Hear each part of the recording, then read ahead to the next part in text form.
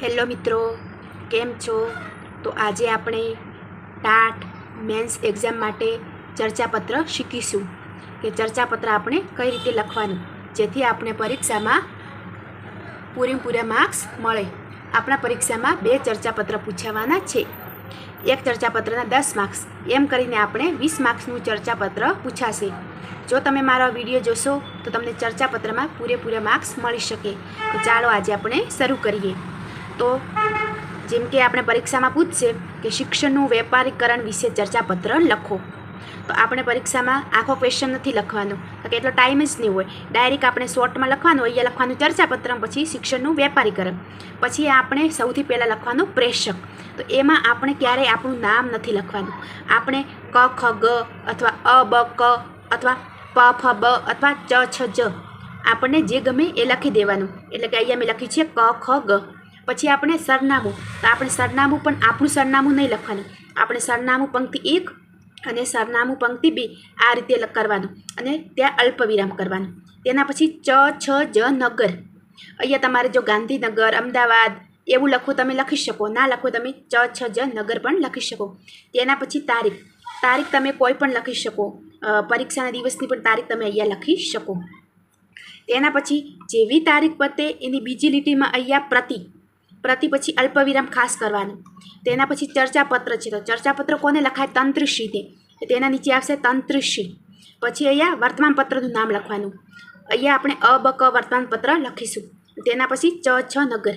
અહીંયા ચ છ નગર છે, તો અહીંયા પણ ચ છ જ નગર આવશે. જેવું આ પતે એના તરત નીચે આપણે વચમાં વિષય લખવાનો.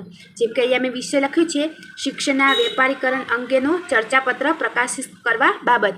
તેના પછી ખાસ ત્યાં નીચે અંડરલાઇન કરવાની. તેના પછી આપણે સંબોધન કરવાનું કે માનનીય શ્રી, આદરણીય શ્રી, જે આપણને ગમે તે. તો અહીંયા મેં સંબોધનમાં કર્યું છે કે માનનીય શ્રી.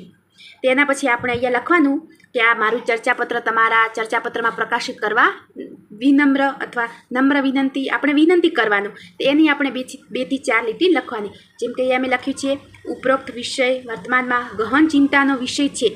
અહીંયા ઉપર મેં વિષય લખ્યો છે, તો અહીંયા મેં વિષય નહીં લખ્યો, તો ડાયરેક્ટ કીધું છે કે ગહન ચિંતાનો વિષય છે, જેની પર યોગ્ય ચિંતન કરી એક જાગૃત નાગરિક તરીકે તમામનું ધ્યાન આકર્ષિત કરી યોગ્ય જનમત ગણી શકાય તેવા ઊંડા આશયથી તૈયાર કરેલ આ ચર્ચાપત્રને આપના પ્રતિષ્ઠિત અખબારમાં પ્રકાશિત કરી લક્ષ્ય સાધનામાં સહયોગી થવા વિનમ્ર અપીલ. આ રીતે આપણે વિનંતી કરવાની કે મારું ચર્ચાપત્ર તમારા વર્તમાનપત્રમાં પ્રકાશિત કરો. જેવું પતે એક લીટી આપણે છોડી અને આભાર સ કરવાનું. જેવો આભાર સ કરે એને સામેની લીટીમાં લિખિતન લખવાનું કે એક જાગૃત નાગરિક, અથવા અહીંયા ક ખ ગ પણ લખી શકો. તેના પછી એની નીચેની લીટીમાં બીડાન લખવાનું. બીડાન એટલે કે ચર્ચાપત્ર. હવે અહીંયાથી આપણું ચર્ચાપત્ર શરૂ થશે. જેવું બીડાન લખા એના પછીની લીટીમાં આપણે અંડરલાઇન કરી દેવાની, એટલે ખબર પડે કે હવે આપણું ચર્ચાપત્ર શરૂ થયું છે. હવે અહીંયા ચર્ચાપત્ર, તો ચર્ચાપત્રનું તો સૌથી પહેલાં આપણે ધારદાર ટાઇટલ તૈયાર કરવાનું. ચર્ચાપત્ર હંમેશા કટાક્ષમાં રખાય, કટાક્ષ શબ્દો એના હોવા જોઈએ. તો એનું ટાઇટલ પણ કેવું હોવું જોઈએ? ધારદાર. તો અહીં આપણું ચર્ચાપત્ર શું હતું? તો શિક્ષણનું વેપારીકરણ અર્થે હતું. તો અહીંયા મેં ટાઇટલ લીધું છે કે સરસ્વતીના ઓટલે બંધાય ધનના પોટલે. સરસ્વતીના ઓટલે બંધાય ધનના પોટલે. તો આ મારું ટાઇટલ કેવું છે? ધારદાર છે. તેના પછી તમારે ટાઇટલના 3 ફકરા પાડવાના. 3 ફકરામાં તમારે ટાઇટલ લખવાનું. સૌથી પહેલાં તો જો અહીંયા મેં શરૂઆત કરી છે કે પૌરાણિક સમયથી વર્તમાન સુધી શિક્ષણ એ સેવા છે. આ સેવા યજ્ઞ આજે પણ અવિરતપણે ચાલુ છે, પરંતુ છેલ્લા કેટલાક સમયથી આ સેવા યજ્ઞમાં નફારૂપી હાડકા ભળતો તેની પવિત્રતા જોખમાય છે અને સેવાએ વ્યવસાયિક સ્વરૂપ ધારણ કર્યું છે. નફાના આશયથી આજે શિક્ષણ વેચાવા લાગ્યું છે, જે વેચવાનું હતું. આ ગહન ચિંતાનો વિષય છે, કારણ કે શિક્ષણનો મૂળભૂત અધિકાર હોવા છતાં વેપારીકરણથી તે છીનવાયો છે. તો આ રીતે આપણે ધારદાર ચર્ચાપત્ર લખવાનું. અને તમારે એક વાત યાદ રાખવાની કે આપણે જે પેપર 1 જે ગુજરાતી વર્ણનાત્મક છે એ આપણે હંમેશા ઉપરની લીટીને અડાડીને લખવાનું. અને ચર્ચાપત્ર તમારે સારા સુંદર અક્ષરમાં લખવાનું. જે તમે અહીંયા જોઈ શકો કે અક્ષરો કેટલા સુંદર છે, વંચાય છે તેવા અક્ષર આપણે કાઢવાના. તેના પછી બીજો ફકરો, તો કે આ જે ચર્ચાપત્ર લખ્યું છે એના વિશે આપણે લખવાનું કે વેપારીકરણના કારણે શિક્ષણ મોંઘું દાટ બન્યું, મધ્યમ ગરીબ વર્ગની પહોંચની બહાર થતું જાય, આ સમસ્યાને નાથવા તેમની પર ગાળીઓ કસવા કેટલાક પગલાં લીધા, જે પૈકી સૌ પ્રથમ તો શું હોય તો ફીનું ધોરણ નિર્ધારિત કરવા, એફઆરસી અને કાયદાકીય જોગવાઈ સાથે NEP 2020 અંતર્ગત સરકારી શાળામાં ગુણવત્તાયુક્ત શિક્ષણનો અભિગમ, PM-શ્રી અને મિશન એક્સેલન્સ અંતર્ગત ખાનગી શાળાઓની જેમ જ સુવિધાસભર વર્ગખંડો, પ્રયોગશાળા, માળખાકીય સુવિધાઓ વગેરે કે જે સરકારી શાળાઓને પુનઃ તબક્તી કરશે અને શિક્ષણના વેપારીકરણને અટકાવશે.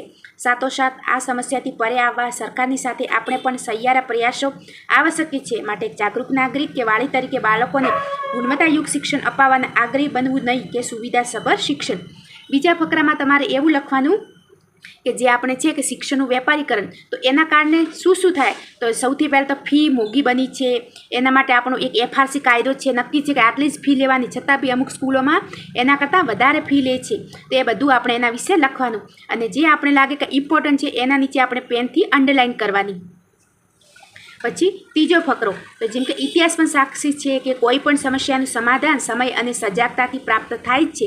ઉપરોક્ત બાબત ભલે ને વર્તમાનની સમસ્યા હોય, પરંતુ તે દિશામાં હાથ ધરાયેલા અભિયાનો અને વ્યક્તિગત પ્રયાસો ભવિષ્યમાં એક ઉજ્જવળ રાહુ બનાવશે. આજે ભલે આ દૂષણ લાગે પણ આવનારનો સમય ચોક્કસ આભૂષણ બનાવશે અને ભારત @ 2047 પર્વ વખતે શૈક્ષણિક મહાસત્તા તરફ આપણે પ્રયાણ કરતા હોઈશું. તો મિત્રો, તમારે ચર્ચાપત્ર ધારદાર લખવાના, કટાક્ષ શબ્દોમાં લખવાનું અને તમારે આ જ રીતે ચર્ચાપત્ર લખવાનું. જો તમને મારો વિડીયો ગમ્યો હોય તો મારા વિડીયોને લાઇક, શેર, સબસ્ક્રાઈબ જરૂરથી કરજો અને તમને મારા વિડીયોમાં શું બાબત ગમી અને શું બાબત નથી ગમી તે પણ તમારે મને કોમેન્ટ બોક્સમાં જણાવવા દો. અને એક વાત હંમેશા યાદ રાખવાનું કે તમે ચર્ચાપત્ર લખો કે પત્ર લેખન લખો, જે આ છે ને એક જ લાઇનમાં આવવું જોઈએ. પછી એવું ન થાય એક આ બાજુ જાય ને એક લીટી આ બાજુ જાય, આ હંમેશા લાઇન એક જ લાઇનમાં આવવું જોઈએ. અને જ્યાં જ્યાં અલ્પવિરામ કરવાના છે એ તમારે ભૂલવાનું નથી. વિષયના નીચે અંડરલાઇન તે પણ તમારે નથી ભૂલવાનું. તો આ બધી ખાસ વાત યાદ રાખજો.